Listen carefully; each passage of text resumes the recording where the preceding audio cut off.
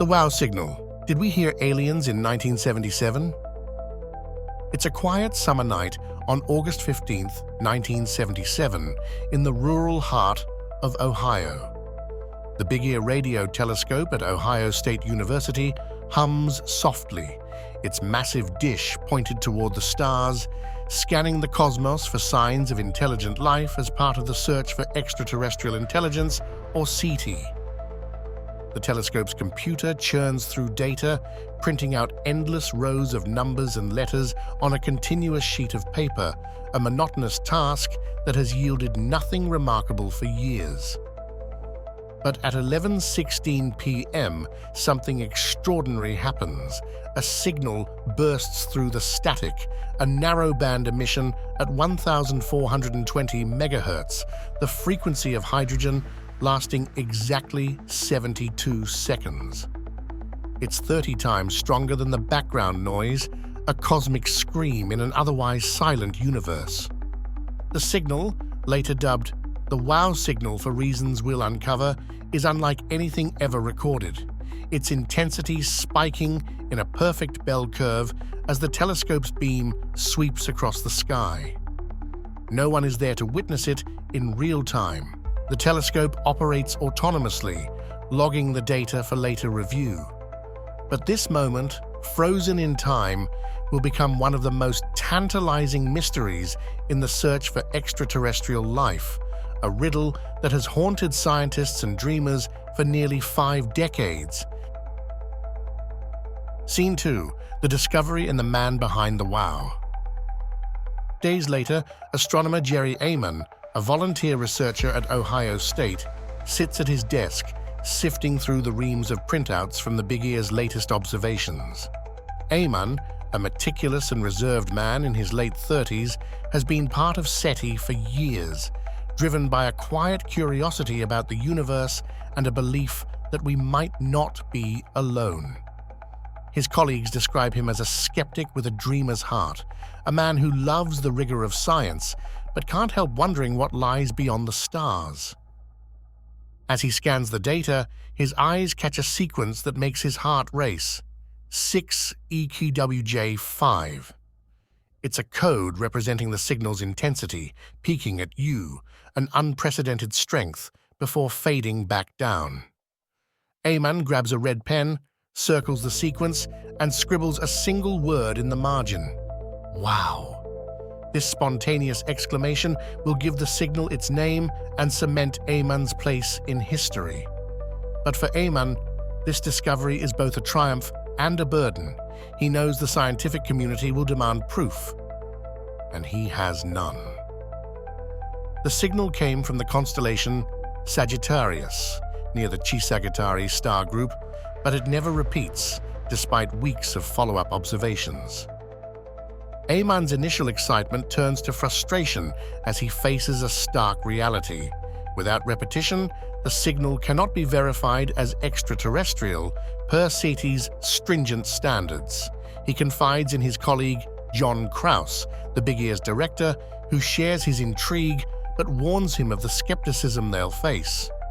Together, they decide to keep searching, but the lack of a second detection plants seeds of doubt that will grow over the years. Scene 3. The signal's unique characteristics. What makes the WOW signal so extraordinary isn't just its strength, but its properties, which defy easy explanation. The signal is narrowband, meaning it's confined to a single frequency, 1,420.405 megahertz, the hydrogen line. A frequency that's a logical choice for an extraterrestrial message because hydrogen is abundant in the universe and its emission is a universal constant, a cosmic calling card that any advanced civilization might use. Natural phenomena like stars or pulsars typically emit broadband signals spread across multiple frequencies, but the WOW signal is a laser-focused beam, a hallmark of artificial origin.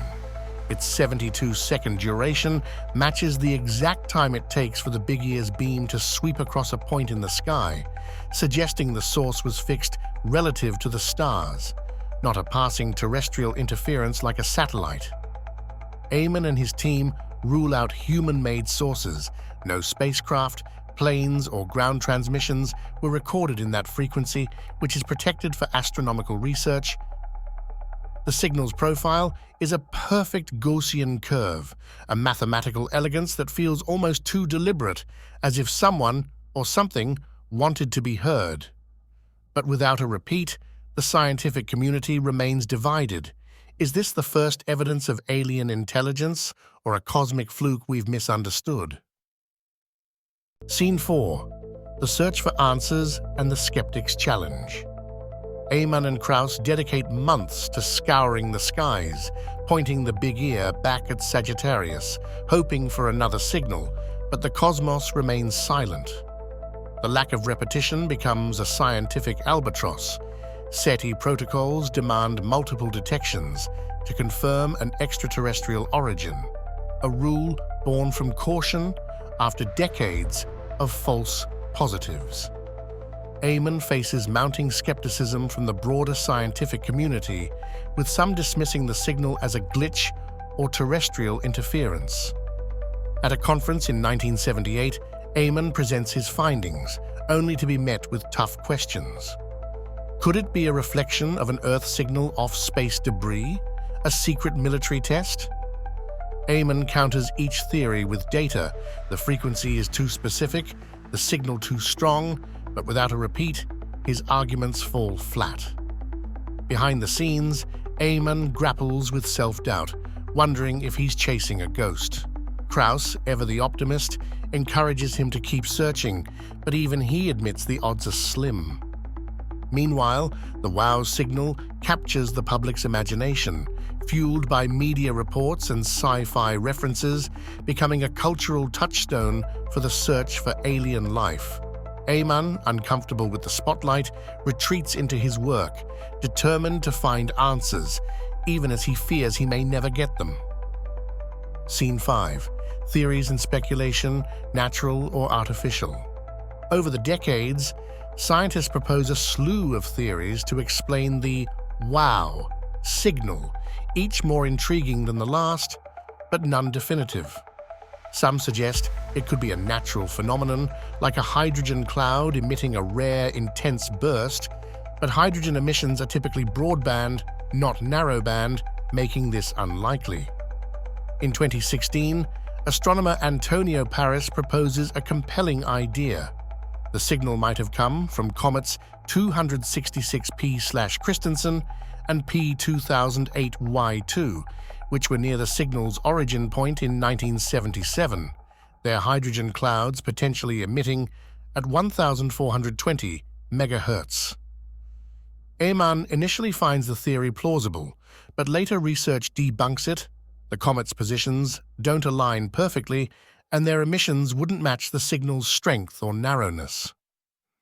Others speculate the signal could be a terrestrial source, perhaps a military transmission or a signal reflected off space debris, but the protected frequency and lack of records make this improbable.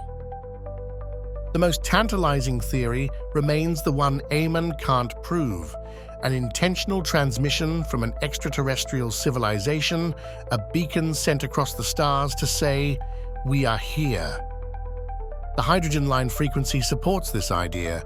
It's a logical choice for a universal message, but the signal's one-off nature keeps it in the realm of speculation, a cosmic tease that refuses to reveal its secrets. Scene 6. A New Hope, Recent Discoveries. Fast forward to 2020, and the WOW signal gets a fresh look, thanks to data from the Arecibo Observatory in Puerto Rico, which operated until its collapse later that year. Astronomer Abel Mendez and his team analyze archived observations from February to May 2020, finding multiple radio bursts similar to the WOW.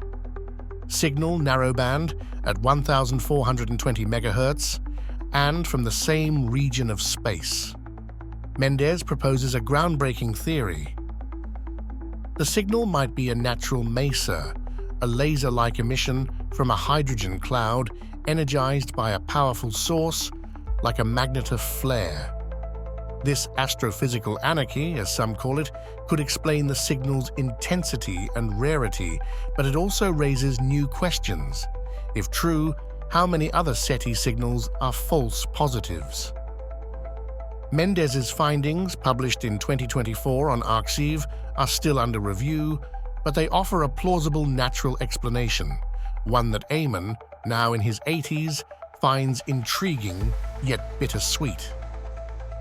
He's long since retired, but the wow signal remains his life's defining moment, a puzzle he's passed on to the next generation.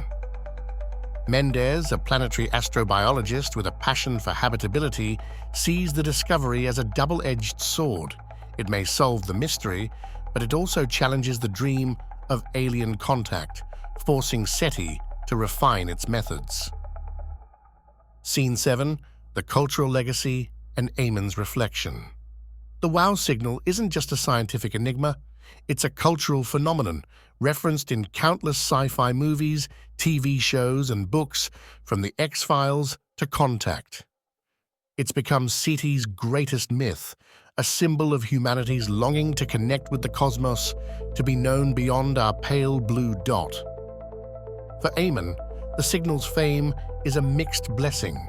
He's proud of his discovery, but weary of the endless speculation, the emails from enthusiasts claiming to have decoded alien messages.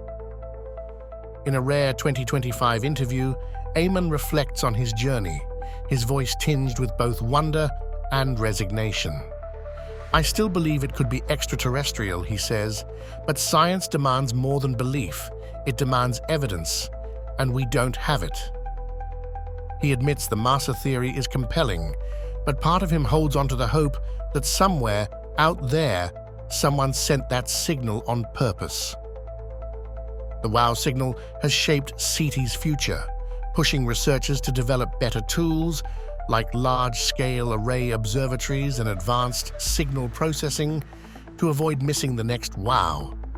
But it's also a reminder of how vast the universe is and how small we are, a humbling thought that resonates with anyone who's ever looked up at the stars and wondered. Scene 8, the unanswered question. So, what was the wow signal? A cosmic message from an alien civilization, a natural fluke, or something else entirely? Mendes's Massa theory offers a strong case for a natural origin, but it's not conclusive. The signal's unique properties still defy easy explanation, and the lack of repetition keeps the extraterrestrial hypothesis alive, if only as a whisper of possibility. Some argue the signal's frequency and narrowness are too perfect, a deliberate choice by a distant intelligence, while others see it as a rare astrophysical event we're only beginning to understand. The truth remains elusive, a mystery that may never be solved, but that's what makes it so compelling. It challenges us to keep searching, to keep asking the biggest question of all. Are we alone? The wow signal is a cosmic Rorschach test, reflecting our hopes, fears, and curiosity about the universe, a 72-second enigma that continues to echo through time, daring us to listen closer. That's all for today on Legends Unveiled. The wow signal remains one of the most enduring mysteries of our time, a fleeting whisper from the stars that might be a message, a mirage, or something we can't yet comprehend. What do you think it was? An alien transmission, a natural phenomenon, or something else entirely? Share your theories in the comments below. We'd love to hear your thoughts. If you enjoyed this deep dive into the unknown, don't forget to like, subscribe, and hit that bell icon for more mysteries, myths, and legends uncovered every week. Until next time, keep looking up and stay curious.